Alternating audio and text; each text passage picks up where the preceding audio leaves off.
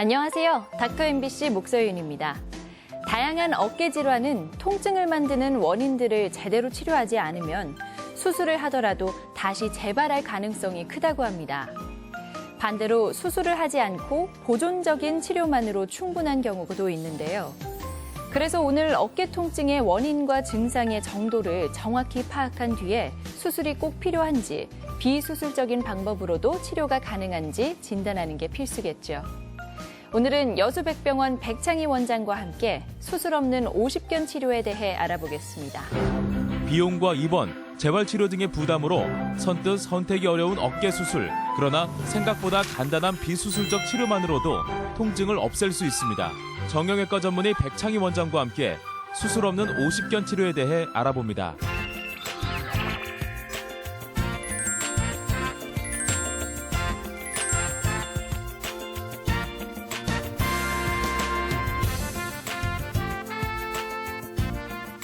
안녕하세요. 네. 아무리 어깨 통증이 나이와 관련이 있다고 해도 미리 알고 예방을 한다면 무조건 나이가 든다고 어깨 통증이 발생하지는 않겠죠? 맞습니다. 나이가 많아도 건강한 어깨들이 아주 많습니다. 그렇지만 모두 다 그런 건 아니고 사실 나이가 들면서 점점점 어깨 관절의 힘줄도 닳아지고 연골도 닳아질 수가 있겠죠. 그래서 지금 현재 내가 어깨 관리를 어떻게 하느냐에 따라서 3, 40년 후에 결과가 차이가 나게 돼 있습니다. 우리가 어깨 건강은 팔을 만져보면 압니다. 팔과 이 날개뼈의 푸짐한 근육이 있는 분들이 나이 들어서도 어깨가 건강하고 자신감이 넘치고 당당하게 큰 소리치고 살 수가 있습니다. 그럼 만약에 어깨 통증의 원인이 50견인 경우에는요, 어깨의 어느 부위가 아픈 건가요? 지금 보시는 장면은 어깨가 50견이 와 있는 분인데 이분이 어깨를 만지고 있는 게 아니라 팔 중간 부위를 이렇게 만지고 있습니다. 네. 이런 팔 중간 부위를 만지고 있는 분들, 이런 분들이 와서 여기에 뭐 있는가 좀 확인 좀 해달라고 하는데 검사를 해보면 아무것도 없습니다. 사실 이곳에 아픈 원인은 어깨 위에서 내려오기 때문에 여기를 지금 아무것도 안 나오죠. 근데 여기가 아프다는 분들은 대체적으로 팔을 뒤로 돌릴 때 통증을 호소하고 잘 돌아가지가 않습니다. 네. 그래서 이런 분들이 운전석에 앉아서 뒷좌석에 있는 물건을 잡기 위해서 뻗을 때도 힘이 들고 또 남자들 같은 경우에는 뒤 호주머니에서 지갑을 꺼낼 때도 굉장히 불편해합니다. 예. 50견이라면 보통 쉬면 좋아진다, 안 쓰고 기다리면 나아진다 이런 얘기들 하는데요. 정말인가요? 사실 50견이 무서운 게 병이 무서운 게 아니고 50견은 쉬면 좋아진다라는 그 생각 때문에 무서운 것 같습니다. 그래서 제대로 치료를 안 하고 있죠. 그런데 대부분 50견이라고 생각하는 사람들이 지금 자료화면에서 나오고 있는데 나는 50견이다라고 이렇게 생각하는 사람 중 10명 중에 2명만 실제 50견이라는 보고가 있습니다. 나머지는 어깨 관절 속의 염증이라든가 충돌증후군이나 아니면 어깨 관절 속에도 점액낭이라고 물주머니가 있는데 이곳에 염증이 오게 돼서 아파서 못 움직이는 걸 가지고 이걸 굳어져서 못 움직인다고 착각을 하기 때문에 그런 분들을 50견이라고 잘못 생각하게 됩니다. 또 실제 50견 같은 경우에도 1년 이상 굳어져 있는 경우는 풀리지 않고 후유증이 남는 경우도 있습니다. 예. 어깨 아픈 분들의 이야기를 들어보면요. 병원 이곳저곳을 다녀봐도 안 낫더라. 그래서 중간에 치료를 그냥 포기하는 분들도 많이 봤거든요. 대부분 어깨 아프신 분들은 성격이 급해서 병원에 딱 발을 들여놓자마자 싹 낫기를 원합니다.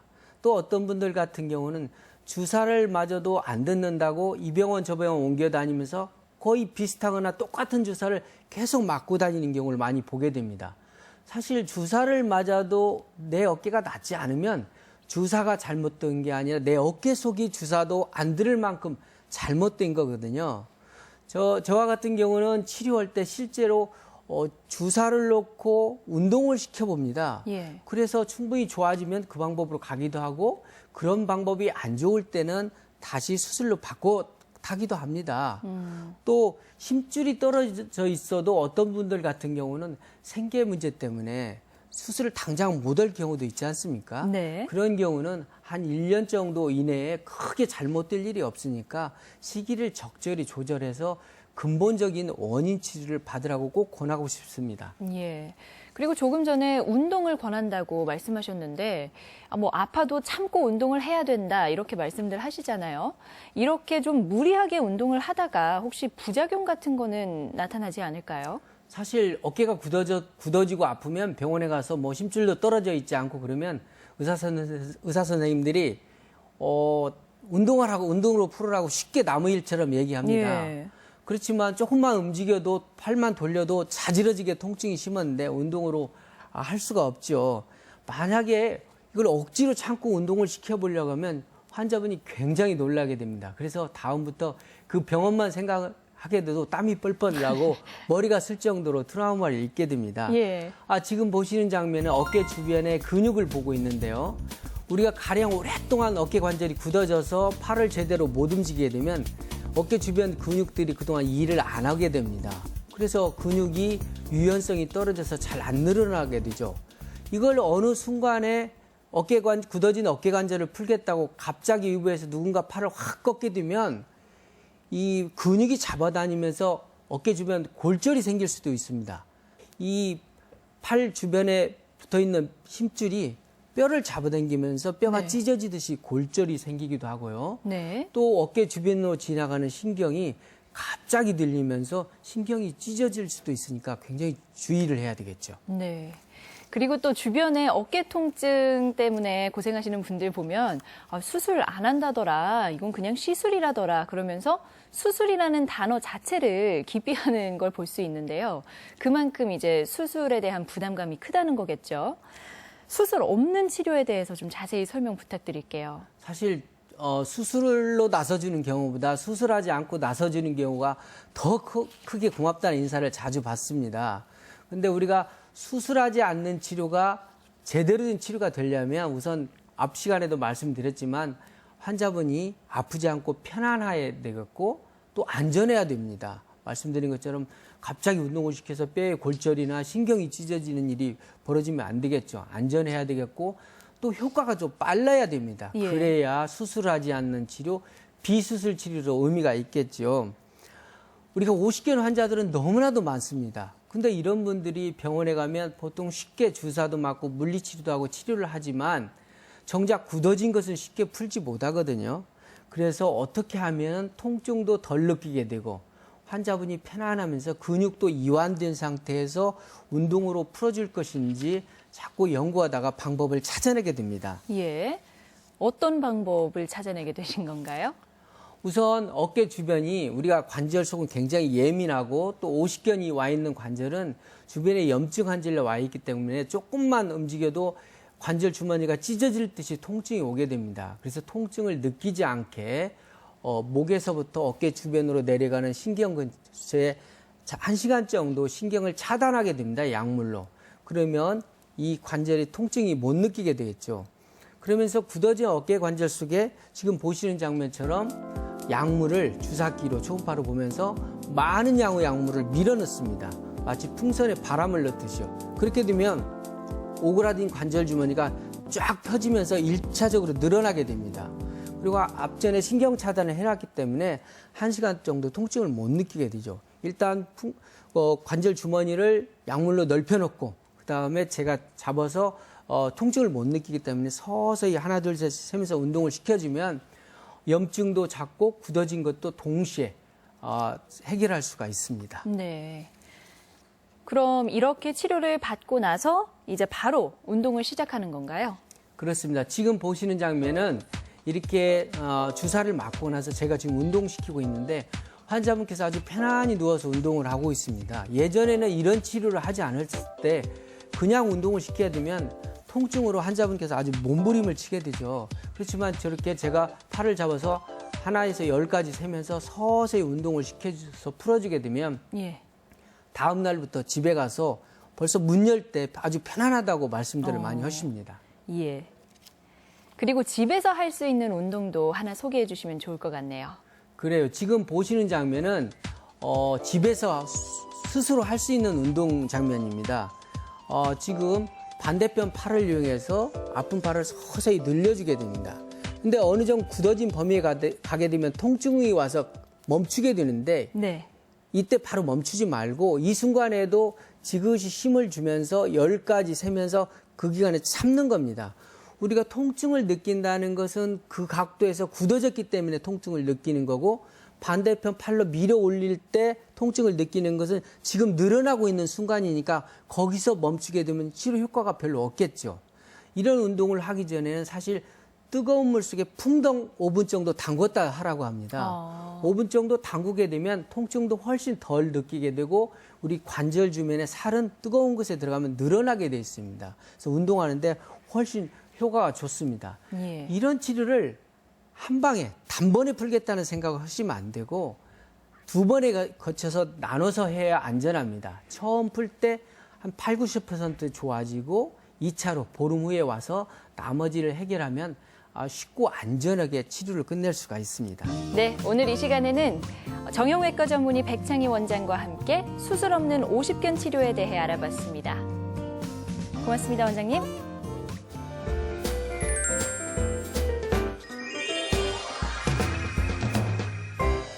선천적으로 머리숱이 적거나 탈모를 겪고 있는 사람들은 비록 통증은 없어도 그 고통이 이루 말할 수 없다고 하는데요. 그래서 신체 질환을 치료하는 것만큼 모발 상태를 개선하는 걸 간절히 원한다고 합니다. 그래서 오늘은 전주 모래내 피부과 강광영 원장과 함께 모발 이식에 의한 모발 성형에 대해 이야기 나눠보겠습니다. 풍성하고 자연스러운 모발은 건강하고 활기찬 인상을 선사합니다. 내 머리카락을 이식해 잃어버린 나이와 이미지를 찾아주는 모발 성형.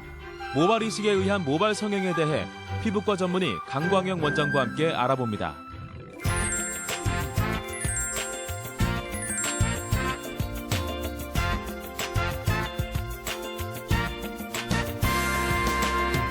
안녕하세요, 원장님. 안녕하십니까. 네. 후천적인 탈모뿐 아니라 이제 예. 선천적으로도 머리숱이 적어서 고민하는 분들이 많다고요. 예. 후천적으로 되는 경우는 이제 대머리를 만드는, 대머리를 일으키는 경우를 얘기하고요. 선천적인 경우에는 태어날 때부터 이마가 넓은 경우를 말할 수가 있습니다. 특히나 여자에서도 그럴 수가 있고 남자에서도 이마가 넓은 경우에 탈모로 보여질 수가 있습니다. 네. 오늘의 주제인 모발 성형은 조금 생소하게 느껴지는데요. 예. 어떤 의미인가요? 보통 이제 예를 들면 코성형, 안성형 그런 말들을 저희가 많이 들었습니다. 하지만 모발 성형은 이제 처음이나 이제 생소하게 들릴 수 있는데 코성형처럼 코성형을 하는 경우는 코가 높은 경우도 교정하기 위해서 성형을 하게 되고요. 네. 또 코가 낮은 경우도 높이기 위해서 성형을 하게 됩니다. 이것처럼 모발 성형은 모발 자체가 많아서 고민하는 경우에도 이것을 교정시켜주고 또한 머리가 적은 경우 그런 경우에서도 어떤 시술을 통해서 교정하는 것처럼 조금 더 포괄적인 개념의 모발 성형이라고 할 수가 있겠습니다. 네, 그렇군요. 그럼 모발 이식을요, 머리숱이 적은 사람도 할 수 있나요? 예, 일반적으로 지금까지는 이제 머리가 적은 경우, 특히나 탈모로 인한 치료 개념으로 많이 머리 수술을 했었습니다. 그렇지만 모발 성형 개념으로 보면은 이마가 넓거나 예. 태어날 때부터 이마가 넓거나 여자에서도 이마가 넓은 경우 굉장히 불편해라 하거든요. 바람이 불거나 또는 남이 와서 내 머리를 이렇게 만질 때 예. 굉장히 스트레스 받고 그럴 때 이런 모발 이식을 통해서 교정을 하게 되면 여성에서는 얼굴이 작아지고 여성스럽게 변하게 됨으로써 본인이 활동하는데 불편함이 없게 되는 거죠. 반면에 남성에서도 역시 마찬가지라고 볼 수가 있습니다. 남성에서는 어떤 그 질환, 즉 그 남성형 탈모에 의해서 머리가 넓어지고 빠진 경우에서도 수술을 하지만 태어날 때부터 머리가 넓어가지고 스트레스를 받는 경우도 있거든요. 예. 이런 경우에 모발 이식을 통해서 이마를 좁힘으로써 젊게 보여지고 추진력 있게 보여지게 됨으로써 자신감을 회복하는 경우도 많이 볼 수가 있었습니다. 네.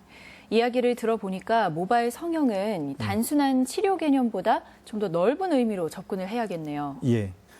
보통 모발 성형이라고 했을 때 적은 경우도 교정이 되고 많은 경우도 많아서 가령 이마가 너무 좁은 경우도 있거든요. 예. 머리카락이 많아가지고 그때는 이제 제모를 해서 치료를 하기도 하고 또한 눈썹이라든지 또는 구레나루 또는 이제 수염 네. 이런 데도 있어야 될 자리에 빈약하다든지 그럴 때도 역시 이런 머리를 심거나 그럼으로써 좀 더 교정을 할 수 있는 것을 모발 성형이라고 할 수가 있습니다. 모발 이식에 의한 모발 성형을 할 때 사람들이 가장 많이 고민하는 부분은 어떤 부분이죠? 예, 지금까지 많이 말씀드렸지만 수술이라고 생각하기 때문에 걱정을 많이 하게 됩니다. 저도 개인적으로 저희가 검사를 하기 위해서 주사를 맞거나 또는 피를 뽑을 때도 저희도 긴장하거든요. 예. 그런 주사 맞을 때도 긴장을 하는데 수술이라고 하기 때문에 환자분들은 긴장을 더 많이 합니다.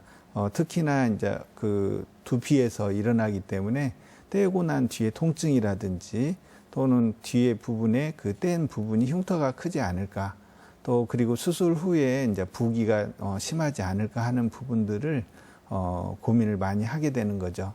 그렇지만 예전에 비해서 지금은 환자 위주로 많이 시술이 바뀌어져 있습니다. 그래서 통증도 최소화하고 흉터도 최소화하고 또한 부기 자체도 금요일 날 수술하게 되면 월요일 정도는 출근할 수 있을 정도의 그런 처치를 함으로써 환자들이 편하게 시술을 받을 수 있게 하고 있습니다. 예. 여성이나 남성이나 보면 태어날 때부터 이마가 넓은 분들 계시잖아요. 예. 이런 분들도 이제 모발 성형으로 예. 바꿀 수 있는 거죠. 예, 모발 이식에 의해서 이런 이마를 좁힐 수가 있게 됩니다. 저희도 여자에서 특히나 이마가 넓을 때는 특별한 방법이 개인적으로는 특별한 방법이 없는 걸로 생각을 합니다. 그대로 지내야 되는데 이렇게 머리를 심음으로써 얼굴을 좀 더 작게 만들 수가 있고 또 이로 인해서 좀 더 여성스럽게 변하고 본인은 이러한 결과로 인해서 좀 더 사회생활이 편해지는 걸 볼 수가 있었습니다. 네. 모발 성형을 머리 말고 뭐 눈썹이라든지 다른 부위에도 적용할 수 있나요? 예. 지금까지 이제 모발 이식에 어떻게 보면 적응증이라고 할 수가 있겠는데 네. 탈모가 있는 경우에도 머리를 심을 수가 있고요. 앞서 말씀드린 대로 이마가 선천적으로 넓은 경우에서도 이걸 좁히기 위해서 시술을 하게 되고 또한 그 외적으로 눈썹이라든지 또는 그 구레나룻이라든지 또 경우에 따라서는 남성으로서 일반 대부분의 사람들은 수염이 있는데 수염이 없어서 본인이 스트레스를 받는 경우도 있거든요. 예. 그럴 때도 역시 머리를 심음으로써 그러한 모습을 재현할 수가 있습니다. 네. 그럼 심은 머리의 경과는 어떻게 되나요? 예, 저희가 주로 그 채취하는 부분은 뒤쪽에 탈모가 일어나지 않는 부분에서 채취를 하게 되는데요. 이때 채취된 머리를 탈모 부위나 교정할 부위에 옮겨 심게 되면은 심어진 머리는 보통 2, 3주 정도 자라게 됩니다. 그래서 이렇게 자란 머리들은 2, 3주 자라면서 0.5cm 정도 자라게 되고요. 그 후에는 이제 심어진 머리들이 자기의 어떤 소임을 다함으로써 이제 빠지는 과정으로 들어가게 됩니다. 그래서 2, 3주는 자라고 그 뒤로는 이제 빠지기 시작해서 한 달 정도가 경과하게 되면 거의 이제 거의 다 빠지게 되는 거죠. 보통 저희가 한 90% 이상 빠진다고 얘기를 합니다. 이때 저희가 심은 것을 본 사람 중에 이때 이제 빠지는 시기에 본 사람은 심은 머리가 다 빠지고 효과가 없다. 이렇게 생각하는 수가 있거든요. 네. 하지만 빠지더라도 두피 안에서는 새로운 머리카락이 지속적으로 자라게 되는 거죠. 그래서 이 새로운 머리가 두피를 뚫고 나오는 데는 3개월이 걸리게 됩니다. 3개월 뒤부터는 새로 자라는 머리들이 한 달에 1cm씩 자라게 되고요. 이처럼 한 달에 1cm씩 자라기 때문에 심은 지 6개월 정도가 되면 외모 변화를 가져오게 되고 1년 정도가 경과하게 되면 치료 효과가 최대로 나타나게 되게 됩니다. 네, 오늘 이 시간에는 피부과 전문의 강광영 원장과 함께 모발 이식에 의한 모발 성형에 대해 알아봤습니다. 오늘 말씀 고맙습니다. 감사합니다.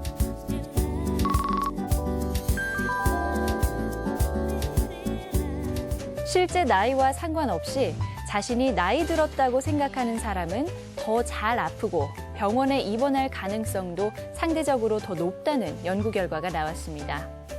최근 미국 심리학회 학술대회에서 발표된 내용인데요. 자신이 늙었다고 여기는 사람일수록 평소 신체 활동도 적고 인지 기능도 빨리 감퇴하는 것으로 나타났습니다. 나이가 들었다고 생각하는 것만으로도 우울감을 높이고 또 결국 신체에 건강까지 영향을 준다는 건데요. 내 나이가 어때서 하는 생각으로 늘 젊게 지내는 것이 실제 건강한 삶을 사는데 큰 도움이 된다는 얘기겠죠. 제가 준비한 소식은 여기까지입니다. 저는 다음 주 이 시간에 다시 찾아뵙겠습니다. 고맙습니다.